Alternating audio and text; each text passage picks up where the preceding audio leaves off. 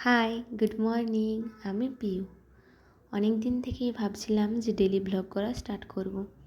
তাই 2026-এর প্রথম থেকেই স্টার্ট করলাম ডেলি ব্লগ করা। আশা করি ভালো লাগবে।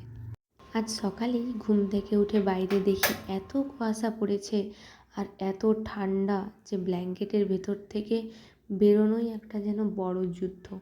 কিন্তু কি করব, উঠতে তো হবেই।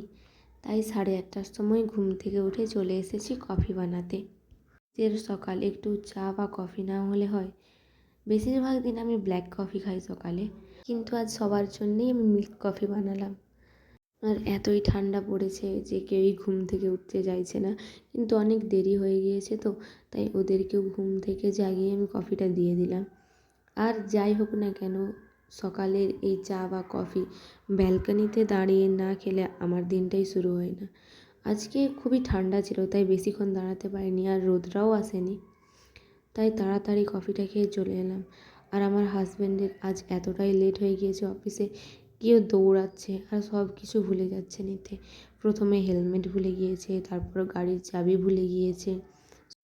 আমি ঘরটা তারপর গুছিয়ে নিলাম, কারণ তাড়াতাড়ি গুছিয়ে আমাকে আবার লাঞ্চ বানাতে হবে। আমার হাজব্যান্ড এখন বাড়িতে আসে লাঞ্চ করতে, তাই সকাল সকাল আমাকে লাঞ্চ প্যাক করে দিতে হয় না। এটা একটা ভালো সুবিধা শীতের জন্যে।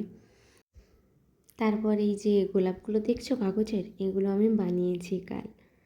আজ না অনেক দিন পর আমি একটু খিচুড়ি বানাবো, যেহেতু বাইরে এতই ঠান্ডা পড়েছে। এই ওয়েদারে খিচুড়িটা একটু ভালোই যায়। যে আমি স্নান না করেই লাঞ্চ বানাবো।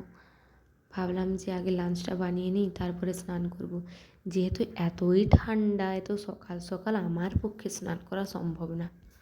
আমি সবজিগুলোকে কেটে নিচ্ছি। আমি খিচুড়িটা একটু আজ আলাদাভাবে বানাবো।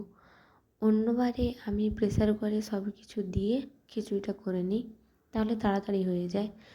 আজ আমি বানাবো, সবজিটা আলাদা করে বানাবো।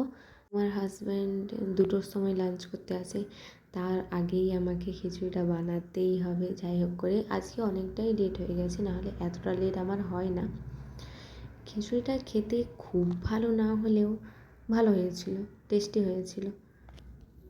সবজিটা আমি আলাদাভাবে রান্না করছি, কারণ এই যে ফুলকপিগুলো দেখছো, এগুলো যতই বড় থাকুক না কেন, পরে কিন্তু কোনোটাই খুঁজে পাওয়া যাবে না।